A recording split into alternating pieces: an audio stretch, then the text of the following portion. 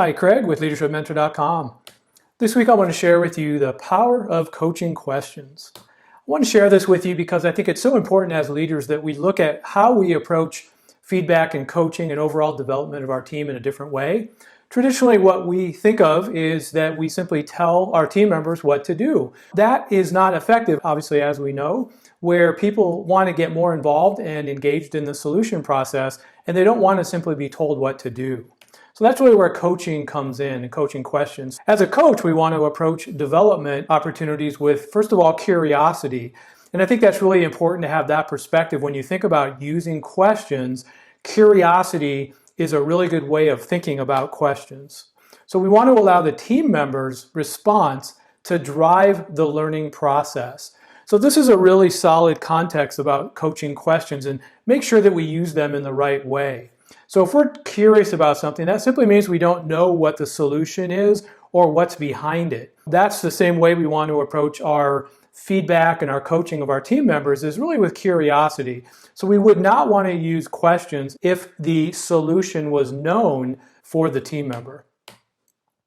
So a coaching question is where we use questions to engage the team member in a conversation where they are involved in the solution. So if you're not willing to do that, if the situation isn't where you're going to allow the team member to be involved in the solution, then you don't want to use coaching questions. So there's really three different areas I wanted to share with you as far as coaching questions. So one, coaching questions add accountability. They add accountability because we're involving the team member in the solution. So if I simply tell you a better way to accomplish something and that isn't successful for you, you're basically going to blame me because it was my idea and I just told you what to do. So there's no accountability to the team member on the outcome. But if the team member is actually involved and they come up with some or all of the solution, now they have accountability because it was their idea. So that's really what we want to do in coaching interactions, is add that level of accountability. Coaching questions develop the team member. So really in the same way, when we engage the team member in the solution, it's going to help them to think through the process, and it'll help them in future interactions, in future areas that they approach. They're going to better understand how they should approach it because they're learning through this coaching process that we have. So they have to think through and problem solve, and that's really part of the coaching process and the coaching questions. So the next time they approach that, they have some context because they've been through this process or thought process before. And then coaching questions motivate team members to perform better. When we are part of the solution, it motivates us, right? We're not simply being told what to do. We're part of the solution. So we feel engaged, we feel accountable, and that helps to motivate us as team members. So some caution here when we're using coaching questions. We don't want to use coaching questions to simply make a point. I think of that as where you have a solution in mind and you gear your questions to steer the team member to that solution. That's definitely not what we want to do. It's pretty apparent, and it doesn't feel comfortable when questions are guiding us to a predetermined solution.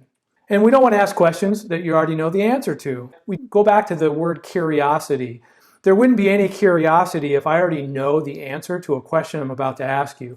And we don't want to use why questions. And why questions, while that seems like it would fall in line with curiosity, it really is a way for us to question the motivation or the why someone did that in the wrong context. So just some examples of some questions that we can ask with coaching questions.